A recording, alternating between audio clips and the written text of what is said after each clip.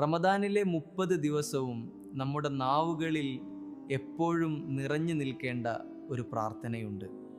റമളാൻ വന്നാൽ ഞാൻ ഏറ്റവും കൂടുതൽ പറയേണ്ടതെന്താണെന്ന് ആയിഷ ബിവി റളിയല്ലാഹു ചോദിച്ചപ്പോൾ നബിസല്ലല്ലാഹു അലൈഹി വസല്ലം തങ്ങൾ പഠിപ്പിച്ച ആ ദിക്ർ ഏതാണെന്നറിയാമോ?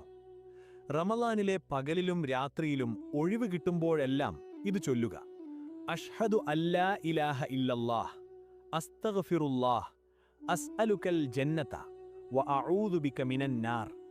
അല്ലാഹുവേ, നീയല്ലാതെ ആരാധനക്കർഹനായി മറ്റാരുമില്ല എന്ന് ഞാൻ സാക്ഷ്യം വഹിക്കുന്നു. എന്റെ പാപങ്ങൾ നീ പുറത്തു തരണമേ. എനിക്ക് നീ സ്വർഗം നൽകുകയും നരകത്തിൽ നിന്ന് കാവൽ നൽകുകയും ചെയ്യണമേ എന്നാണിതിന്റെ അർത്ഥം. ഈ റമളാൻ മുഴുവൻ ഇത് പതിവാക്കാൻ ശ്രദ്ധിക്കുക.